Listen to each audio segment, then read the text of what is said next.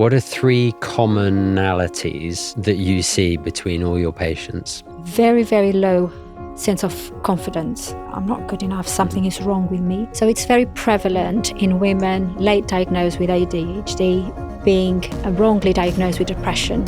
The other thing that's very, very common, it's around language, communication styles. There's no way that I am autistic because, I'm a public figure. So, let me just tell you that's not how it goes. It's really, really a joy to talk with a neurodivergent brain. To celebrate Autism Acceptance Day, we thought we'd invite a guest who holds a very special place in my own journey. Renata is a distinguished clinical psychologist and researcher specialising in neurocognition and mental health. She also happened to diagnose me as autistic and ADHD back in 2022. So this one's personal. Let's get into it. Let's see how great minds think differently.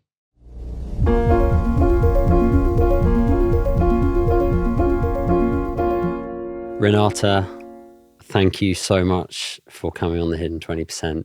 Firstly, it's amazing to meet you in real life. And as people will have heard in the guest intro, you were my psychologist and diagnosed me back in 2022. How many people do you reckon you've diagnosed? Hundreds, I would say. And you've done that privately and through the NHS? No, the diagnosis is private. I'm working with neurodivergent patients in NHS, so different setting. So I'm a liaison psychologist, so general hospital. So my contact with neurodivergent patients are when they are acutely unwell. So emergency departments, when they come with lots of mental health needs and present to hospital, or when they are on the wards for different medical reasons, and I support them to try to adjust the settings, optimize communication with staff, and so forth. Why did you say congratulations to me when you told me that I was autistic? Because I wanted you to make sure that you understand there's nothing wrong with you, and actually was a very interesting assessment. And why was it interesting? It was very interesting because of your life story, and it could be easily misdiagnosed. Yeah, I mean, I take things pretty literally anyway, but I believed it when you said it, and I felt it when you said it, and feelings aren't literal. So yeah, thank you, because they were the best words, or the best way, I think, of receiving it. Not many people receive diagnosis where it starts with congratulations. Maybe apart from pregnancy, right? yeah, maybe. And so to hear congratulations, whilst it doesn't mean that everything's wonderful, and it doesn't mean post-diagnosis that everything's then suddenly amazing. Yeah, absolutely. It definitely was the start or the beginning of me being able to take full responsibility for it. Yeah. And choose what I did next with it. Hence us talking here. Why you and neurodivergence? Why you and autism, ADHD? Like, why you? It was the most bizarre, unplanned situation. So I just received this funny phone call from Michael, RTN CEO, which I never met. And I thought initially, this is a scam, So it was really unexpected. Then we had a few meetings, and I decided to go because it was my first private job. Okay. So I never worked privately. Yep. So I have over 20 years now of NHS experience. Never done private work. Something within RTN made sense. And can you just explain for people what RTN is? So RTN Mental Health Solutions is an assessment service. We do mainly online, starting as well with face-to-face assessments after lockdown. But it is essentially an assessment service. And who can get assessed, and what can be assessed? So we just perform at the moment ASD and ADHD assessments. Anyone, obviously, that wants to be assessed is more than welcome. There's a process, as you are aware, so it's not a one-off conversation. I think that's the thing that I appreciate with RTN is the process. Why do you appreciate that process? First of all, because it's is a construct. So it's trying to get the person through a journey, and make sure that the clinical diagnosis is quite clear. So my job is translating life experience in a clinical narrative. And then we need to meet the clinical threshold, all that clinical criteria. And then there's a lots of questions. If this is not a disease, why do you need to be clinically assessed? On that, I have more questions than answers, I'm afraid. But the process is quite relevant. We go through early childhood. We do psychometric assessments, all the mental health bias that goes in, physical illness. Sometimes people, why do you want my GP records? Because I really need to understand a lot of things from that, such as thyroid abnormality. There's a lots of physical conditions they mimic, for example, ADHD symptoms. And that needs to be taken into account. Interesting. Yeah. So it's all that kind of mind-body narrative. And then go and talk with collateral. That's really important, informant, the partner, mom, dad, there's all of other people involved in the process. And so interestingly, I didn't let you talk to anyone in my process because I didn't want anybody to know. Yeah. How common is that? Very common. So we have adults that don't want to disclose to their parents for different reasons. Mm-hmm. They don't want the parents to feel they failed. They don't want to disclose because they have a very volatile relationship with parents, and that potentially is part of the problem. And others who actually don't have the parents anymore, so that information is not available. And that is absolutely fine. There's a lots of ways to get that collateral data. You see, you don't need to be excluded from the process because you don't have parents involved. There's always a partner, there's always a friend, there's always school reports. There are other ways to get the information that we need. So you've worked publicly for 20 years. Yeah. And privately for how many years? I would say 4.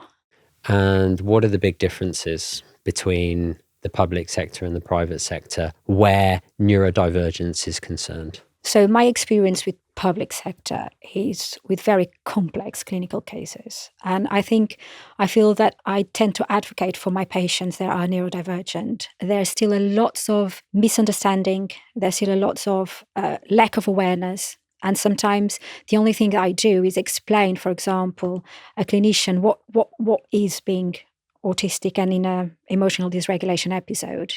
It's not intentional, it's not having a tantrum. This is a brain that is incredibly sensory overloaded, and it's not processing the information in the best way. So sometimes it's as silly as, can you please stop making non-direct questions? Just ask the patient, are you in pain, yes or no? Okay. Rather than, how are you feeling today? Okay. So that it's a massive difference, isn't it? Yeah, big difference. And the other thing is the settings. Is if, for example, very busy bay, lots of noises, lots poor sleep. Make sure that you try to put the same staff on rota rather than see a face every day. Listening and remembering having gone to hospitals, the noise and the chaos and the lack of textual definition and colour variety of the sterility of it. Yeah, I can imagine is not the most approachable place from a neurodivergence perspective. But we do have a lot to do on that level. You see, I think that there's a massive need to raise awareness and tell the clinicians what it is, because there's nothing wrong. But sometimes it's about the basic aspects of communication with people. Just be kind. Just take it easy. Don't overload. Don't put lots of pressure on the patient. So that there's a lot to be done. From a private sector, I love what I do. I like the diagnosis because I'm a clinician. And people, when they come, they don't come for a positive result. So there's a lot of clients that come, oh, I think I'm autistic. And then I go through the process and said, look, unfortunately, I don't agree with it. And I always justify why. Okay, because this criteria was not being met, because this is better explained by significant trauma. There's always, so I never say yes or no without a rationale. But there is a lot of people who come, potentially, TikTok trends or whatever. And it's fair enough. there's a lots of patients who are already neurodivergent with dyslexia, for example, and they neglect that. They think they are not neurodivergent because they are not ASD or ADHD. Okay. And they don't meet the clinical criteria. And you say, but you are neurodivergent. Yes, you're still in the club. I'm not taking anything away from you. What I'm saying is there's nothing else. Yes. Yes. So, yeah. Speaking, I guess, specifically about autism and ADHD, why do you think there's such a backlog? Why are there so many people on waiting lists? Yeah, why does it feel like the assessment and diagnostic system as a whole it can't catch up or isn't catching up? I think NHS it's broken, and that's public domain. I think obviously we are developing more knowledge about the assessment process. We have more neuroimaging data. We are understanding a bit more about how the brain works. So having those tools and having that better understanding, the diagnosis process is coming more positive to lots of people. So on that sense, you have more people coming for the assessment. And in particular, you have the post-COVID culture. Okay, that's a massive social trauma. Okay, so even in the war, you don't tell people don't leave the house. So it was quite socially was quite deprived, and that caused significant life changes, and people had to stop. So the routine was out of the window. So that created a lot of triggers. Masking just went out of the window, and that again increased the number of patients coming for referrals. I am not part of an NHS assessment service, like I said to you, but working for NHS, what we have is a very burned out staff. So we don't have enough people to do the job. I would dare to say our management is not as good as it should be. And I think for me, that explains a lot of the messiness around the process. There's no money, so there's a lot of patients coming with 4 or 5 years waiting list to RTN because there's no services in that catchment area. There's a lot of sad stories. I'm sure you did see the Panorama documentary on the private. I didn't, Ben. The private ADHD I clinics. heard about it. Yeah. I just wonder, I think the rhetoric or the discourse that's out there is kind of, around assessments. Oh, the NHS is bad and private is expensive. And it's all rubbish, in that sense of I'm between a rock and a hard place because I can't afford a private diagnosis. I don't want to wait on a public kind of waiting list for so long. So guess what? I have the opportunity to take matters into my own hands. What do you think about self-diagnosis? I think it's fine if that makes the person validated and able to have a happy life. Absolutely okay. Because people don't have a choice in some ways. Yeah. Yeah, I tend to agree with you that if people are not getting the help that they need, and there's no way of gaming the system being self-diagnosed, right? You're not suddenly getting loads more funding or medication or anything. What are your views on ADHD medication? I'm not a prescriber, as you know, and for me, I always say this is not a disease, so the treatment needed is a very big question. Yeah, because if it's not a disease, what are you treating? However, it's about how the brain works, how those levels of dopamine are affecting your functioning. And my experience with my patients is you have completely very positive outcomes. Change my life, I can engage in a conversation, I can focus, I can be productive. You have extremely the opposite. It's not me anymore. I don't like this. All my creativity is out of the window. I feel numb. And then you have the mid ones who start having some benefits, but then they need to top up the dose because things are not working anymore. So it's quite complex and there's a pharmacological dynamic behind it. So what I say is it's a very personal choice. Be informed, do it properly because you need to do lots of medical exams, cardiac function and so forth. Make sure that you are doing properly. and always thinking, in what way this is going to help me? Why, is this going to help me, yes or no? And then go with that decision. Makes sense. So I go back to like one of my first questions to you, which is, why is neurodivergence of interest to you? Because it does match with my research background. Yeah, so all that neuroinflammatory models of depression, so that's where my research background is coming from. It's about how the brain processes information. It's about the differences. And that is, for me, what is fascinating. It's about learning, and that's why I love, it's all a collaboration process when I'm working with my patients, and I learn a lot from them.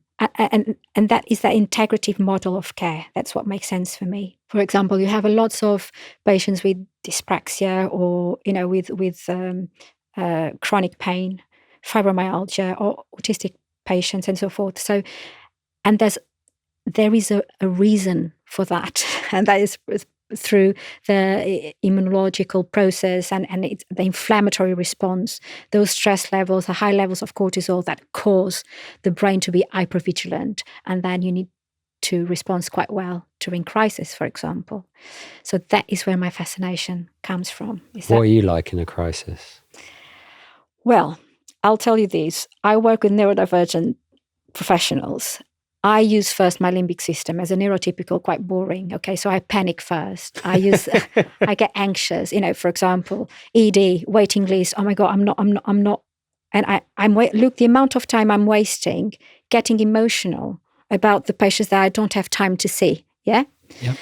And then I have a neurodivergent brain who looks exactly for the same thing and just tells me, you're going to first see A2 and then you're going to talk with that family. And I was like, of course, because the system limbic was not activated. So It was the solution focus, is the prefrontal, like, let's find a solution. Yep. And then you worry if you need to. But if you see sounds like in the NHS, you are dealing with very, very unhappy people who are in crisis. Yeah. And I've not been in this position where, somebody is that unhappy and there is a level of responsibility that you have as their clinician to support them. Yeah. And I know when we spoke before doing this, you were telling me that someone had just died by suicide. Yeah. How do you deal with that kind of pressure? Like, how do you go home and that not eat you up? It does eat up. I'm very protective of my team, my liaison team, my nurses. I call them mine. They are not mine, but they are the front line. So I'm always there and I help them, but they are the 24-hour shift, Sunday, all the time. And they are asked to do a job, which is you need to go and assess this patient that comes to ED, suicidal, and you need to make a decision if it's safe for this patient to go home or to be admitted or, whatever. We cannot have an answer. So I'm asking the nurse to do something that is impossible. We can predict risk, but that's all. And sometimes serious incidents happen. And actually, I lost a patient, neurodivergent, on the ward that was quite distressed. And it does beat you up. You cry, you talk with someone that is next to you. I personally, I use sports as my therapy. As you know, I train every day.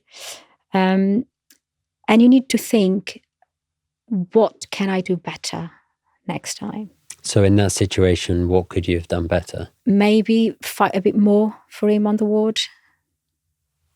Maybe. You see the kind of stats bandied around, risk of suicide or mental health, but you're there on the front line. I don't know whether that's their mental health or their neurodivergence or a whole load of other factors, trauma, etc. I just think it's what a pressure. Yeah, there's two things there, which is one, the problem is not being neurodivergent, and I feel very strongly about this. The problem is the mental health difficulties, and my experience is pretty much around significant trauma, it's the mental health history that is the difficulty. On the other hand, I have a beautiful team working really hard. And when things happen, you still need to sit in the corners. You see, so and I feel that the NHS sometimes we are not looking after our staff properly, because that leads to burnout, and then you leave the job because you can't cope with that anymore, and then you are really short on the ground. And can you see how complex this is? What is the NHS like internally for its neurodivergent employees? So I'm seeing more and more neurodiversity awareness. But I'm being very honest, that's quite recent. Okay. But it's starting, so that's really good. Yeah. I think it's increasing the curiosity between the clinicians about neurodiversity. Corridor chats, do you think I am? I don't know. Think about the process. Give me a 5-minute assessment while you're at the water cooler, Renata. Thanks. I think it's starting to become a hot topic. Do you know how many people in the UK are qualified to assess people for ASD and ADHD? Do you have those numbers for me? No. I don't. No. I want to forget about the fact we're doing a podcast and I want to find the solutions. I see a lot about ADHD coaches and coaching. I don't see anything about training or learning or whatever to be able to give these assessments. I'm just like, there's a capacity and a capability challenge here. Yeah, I would say so. There's a gap in the system within NHS. So you have the assessment services, which, by the way, RTN now paired up with NHS Trust. And then you have the support in the community that doesn't exist. So it's really tricky because you don't have a team, a specialist team to work with these patients, if this makes sense. Yeah, it sounds kind of busted, right? There are lots of passionate, very capable, brilliant people all doing their best. There's just a lot of people in the system to kind of get through, and something needs to give and something needs to change. Can you be mildly ADHD? Medical model, you have this kind of levels. Goes to mild, moderate, severe. I personally, clinically, don't think that is necessarily helpful or meaningful. And with ASD? The same. So with the DSM, like the American manual or the European one, which is our kind of handbooks for establishing the diagnosis, you have this kind of levels of impairment. I don't think that is meaningful because it's a difference. There's nothing wrong with it. So for me, what is important is all about the functioning. You see, are you able to work? Are you able to eat? Are you able? So, are you functioning in your life? Is anything that is causing any difficulties or challenges? So, no, clinically, I don't think that's relevant. But that's my opinion. So, if we for a moment ignore the kind of mild to severe aspect, the other discourse that I see gets sort of spoken about is that all the waiting lists are all clogged up with loads of people who are just there because it's trendy, or because they want access to medication, or they've seen a TikTok video. Do you agree with that? She's shaking her head. I don't. I think obviously if someone comes for an assessment, there's always a need. And that is the beginning of the process, isn't it? It's that open up question. Why? Why now? Why did you come for the assessment now? What is the difference between mental health and neurodivergence? Neurodevelopmental is the way the brain works, the way you process information is a structural, if you want, thing. Mental health needs is a completely different ballgame. We tend to over-diagnose mental health difficulties. And when you say mental health difficulties, you mean, and correct me if I'm wrong, anxiety, depression. Yeah, anxiety, depression, mood disorders. That goes from bipolar disorder to dystemic personality disorders. The whole kind of mental health diagnosis handbook. It's completely different. You have lots of neurodivergent brains, that I like to call them brains, that don't have any mental health needs. And that's nothing wrong with that. The same way you have neurotypical with and without mental health difficulties.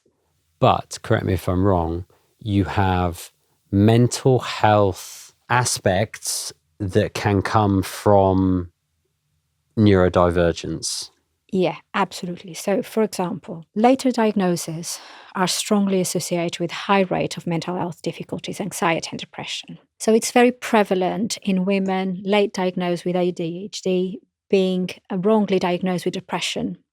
Okay. And the reason being is because of the masking and social expectations. So these are women that have been called lazy. They feel they are not good enough. And then they go to seek medical advice, and you are depressed because you have low mood, you don't have energy, you are not eating properly, you are off work, and so forth. But actually, sometimes it's just an ADHD burnout, is ADHD non-diagnostic that is the cause of these responses. Wow. Yes. And they've been through years of medication that is not working. For depression. That is not working. And I have lots of women coming on 30, 40s, and they are neurodivergent. So, that feeling of something is wrong with me and I don't know what it is, childhood years, yeah, when you start to pick up the society rules and how things work. So, why? But, you are doing well at school, you are not a troublemaker, you are not been causing any problems at home. And then go through life, social expectations, always with that kind of negative self-belief. I'm not good enough. Why is so hard for me compared with everyone else? So that builds, obviously, the combination to develop depression, low self-esteem, sleep disturbance, poor appetite, and you are off work regularly because you are always tired. But it's not depression. You are just non-diagnosed with ADHD. Lazy, you are lazy. That's a very strong one, very common. Not good enough, you lazy. And that builds a very, very negative sense of self. I'm trying to process what you're saying and translate it very simply so that I can understand it. Neurodivergence, you are born with, it's neurodevelopmental, right? Yeah, in the way your brain. Yeah. And it doesn't go away. There's no cure. You don't grow out of. I'm not going to get to 80 and be like, I'm not autistic anymore. No. I am autistic. I've been autistic since I was born, and I will be autistic till I die. Yes. Whereas mental health, I could go through periods of anxiety or depression. I'm not sure where bipolar sits or personality disorders. Bipolar is under the mood disorders umbrella. Okay. And you can treat. Can you see autism on a brain scan? There are structural differences. Differences. Okay. And you can see beautiful brains. So, and that's why I think we are developing a better understanding as well with the assessments and with the clinical presentation. And we need to start to think about coding differently things. For example, I'm very interested in functional neurological disorders, and there's high prevalence between FND and autistic brains. And what is a functional neurological disorder? It's fascinating. It's amazing. So FND is, for example, someone that presents like a stroke, okay, facial drop, weakness, slur speech. But actually, we don't have a structural change in the brain. So I do a CT scan or MRI, and I can't see damaging on the brain that will cause this. Okay. That you would typically see? Yeah, in a stroke. Yeah. Yes. But the behavioral presentation, it's absolutely the same. And there are very complex, like non-epileptic seizures patients, which so there are very complex presentation that from the outside is purely neurological presentation. But actually, what happens is just the brain is hyper-focusing on the attention span. Okay. So you get very, very, very focused on sensory response. And then the brain reads high levels of stress, your cortisol levels go really high. That triggers an immune response and flares up in a behavior state. Okay. Yeah. It's very similar with ASD reading model because it's that hypervigilant mode. Yeah. So I have that attention focus is really similar and sensory overloaded. Mm-hmm. Okay. So it's they overlap a lot. There's a lot of eye rate of this presentation in autistic patients. And it's fascinating because working with neurodivergent brains is really cool because you don't waffle, you don't fluff around. You see, you just explain, and then it's very much cause effect. So the outcome is so great.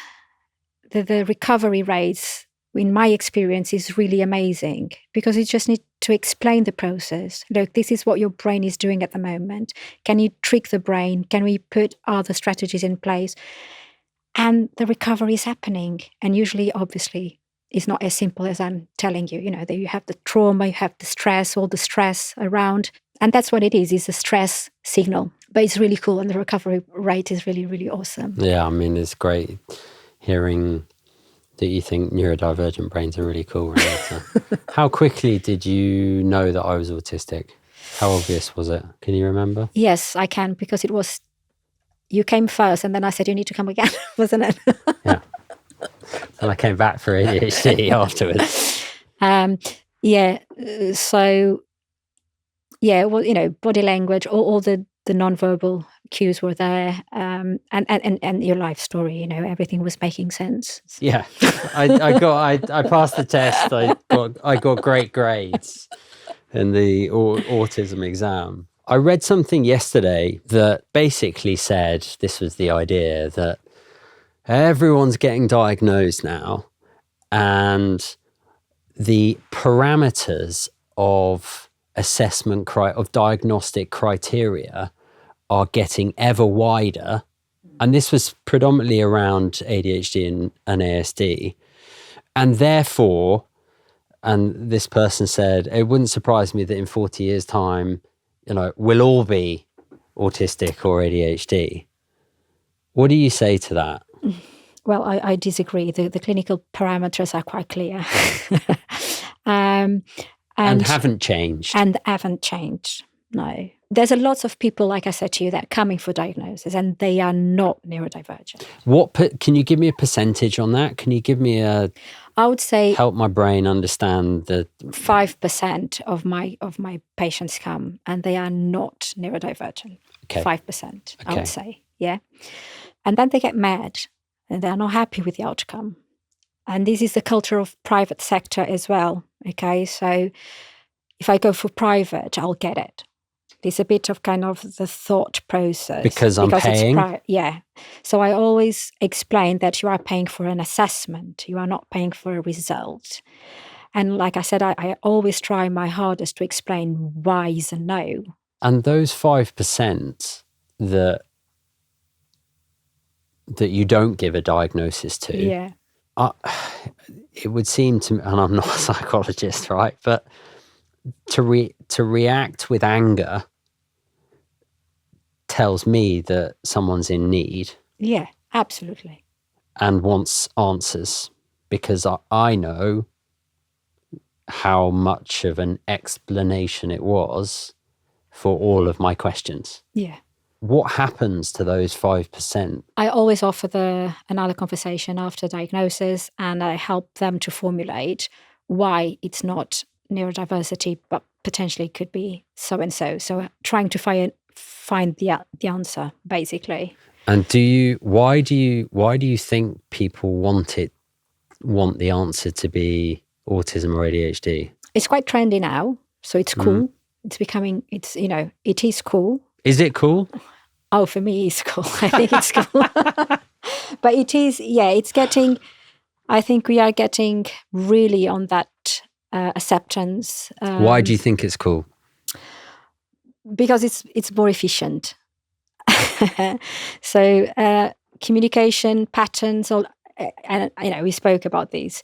So one of the criteria is difficulties in communication and emotional reciprocal interactions. And I think it's exactly the opposite. You don't fluff around. You know exactly what to expect. Cause effect, clear, clear language. Yeah, I don't like small talk. Blunt at times. Yeah, so that's the emotion when the emotional limbic system kind of make a difference. Yeah, for example, I don't like small talk too. That doesn't make me neurodivergent. The difference between you and I is that you get really annoyed with small talk. I don't care. I don't like it, but I can tolerate it. Okay. Yeah. Yeah. So yeah, I actively triggers you. Yeah, repel it. So first, I think is the influence of social media, and second, there is a lots of emotional unmet needs with this 5%. There is some element of significant trauma, and under the personality traits, emotional regulation difficulties, and so forth. So clinically, that would be what I would say about this 5%. What are 3 commonalities that you see between all your patients? Very, very low sense of confidence. I'm not good enough. That I would say 90% of my patients come with this belief that I'm not good enough, something is wrong with me. And the other thing that is very, very common, it's around fluency, actually. Language, communication styles. For example, there's no way that I am autistic because, I'm a public figure. So, well, let me just tell you that's not how it goes. Yeah, so the communication levels are very, very evolved, really good, great language, very articulated. It's really, really a joy to talk with a neurodivergent brain. For those listening, I mean, we're both smiling at each other because I really get this sense of how fascinated you are by people's brains. Yeah. How curious you are and how excited you are about people's brains. Thank you. But I'm spotting it because it mirrors my own thinking of just, I guess, part of, having this podcast, right, is to find out how, not on a scientific level, but just understanding what makes people tick and finding out how they think and how their brain is and how they feel about their brain. Because, I get annoyed when people sort of try and see this world in 2 buckets of, there's neurodivergent people and then there's neurotypical people. And it's like, yeah, but guess what? Everybody's got a different brain. Yes. Everybody's brain is different. Full stop. Absolutely. 100%. That is the first global universal truth. Yeah, I'm glad you agree with that. 100%. Let's just talk about children and neurodivergence. Renata, you're a mum. I'm a dad. Just wonder what your experience has been of the education system and neurodivergence. Not great. So clinically, when I'm working with mainly teenagers, I don't feel comfortable with diagnosing young children. Why not?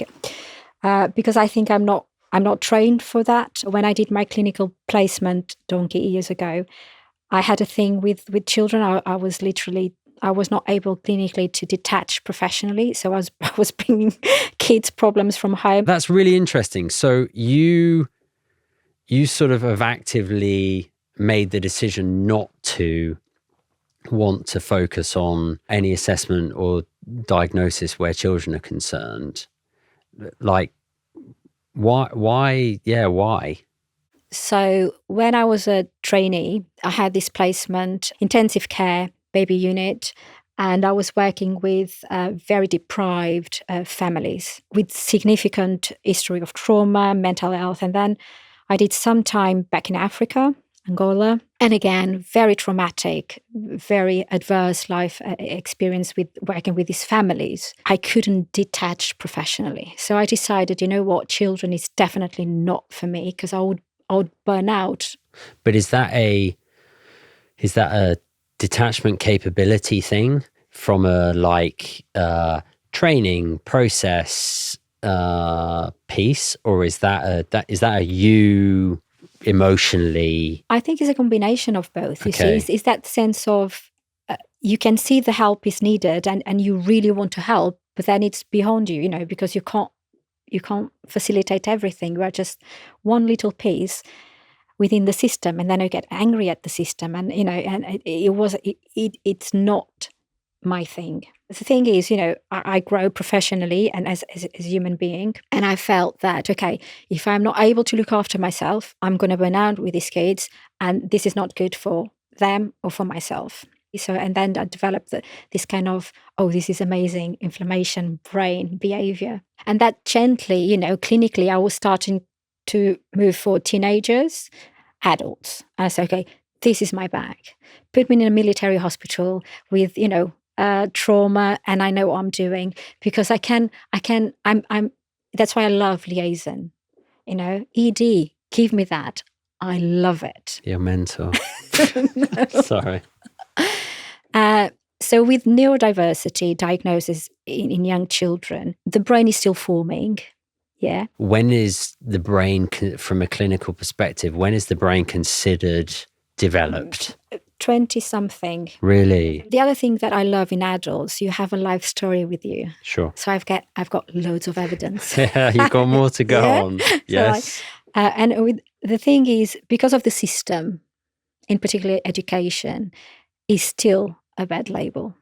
And that for me, sometimes I think, in what way this is going to help this beautiful brain, because you can be whatever you want. Do you know what I mean? But if you had that label, I feel there's so much that needs to be done from an education point of view that I don't feel confident. I need to have a lot of evidence. I don't like my diagnosis to be challenged. That's why I'm so detailed. I'm so on it. So when is the right time to establish a diagnosis for a child? I don't know.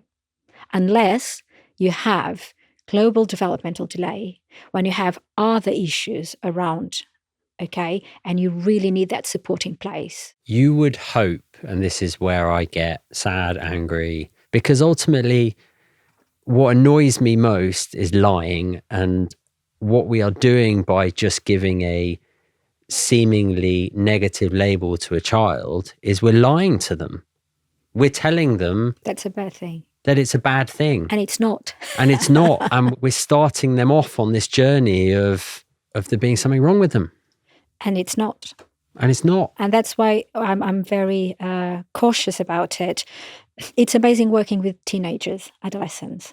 And they open up and they tell you as it is. So I'm shocked when they say, I've been in isolation. What do you mean you've been in isolation? So because I've been naughty in the classroom, so they go to, the isolation. And you think, just the word is shocking. And actually, probably what that child needs is just go for a run. Just go for a 1K run. It's fine. And then you come back. I do understand the system is not built for thinking differently. Yeah. But I still think it's possible. So we have our tradition of asking guests to bring something for our shelf. Renata, what did you bring us? So I've got a brain. So what I started to use with my patients after diagnosis is bring a brain to the room and explain how it works, because visual processing information is very helpful. And I think we don't know a lot about the brain. And that's why I'm fascinated about all of this, because it's that curiosity and clinical curiosity and learning more and more and more. And I think that it's so important that we are humble enough to recognize that we don't know. You see, we are still learning. Yeah, and you're like a doctor and a PhD and all the rest of it, and you're there saying we don't know a lot about the brain. Yeah, it's true. We don't know a lot about the brain. We do know a lot about empathy and being kind, and for me, the brain is absolutely my interest, my special interest. Yeah, and this is what I bring today. Thank you so much, Renata. You're an expert and you're right there on the front line helping people, and we thank you for that. You have promised to be amazingly generous with your time and your expertise, and I wondered if you could share with people what you've offered us. Yes, I am very happy to say that I would like to offer some sessions, pro bono clinic, to support people after diagnosis, free of charge for 6 months. I'm really happy and ready for it. That is amazingly generous to be offering your time and your expertise in a free clinic. So much, we talk a lot and you hear a lot about what happens pre-diagnosis and getting into assessments and being on waiting lists. You don't hear a lot about what happens afterwards. And I think that's a really important kind of aspect of the whole journey of what happens. I get diagnosed, then what? Yeah. Now what? I've got this word, this label. What do I do next? And so, yeah, I think the 6 months of you being able to offer some of your time for people who are diagnosed, I think is amazingly generous. And for anyone listening, watching, who's interested in some clinic time with Renata pro bono, please just join the hidden20.org, our mailing list, and we will be in touch. Thank you. So thank you very much. It's all on you. I believe in Hidden 20, and that's why I'm doing this.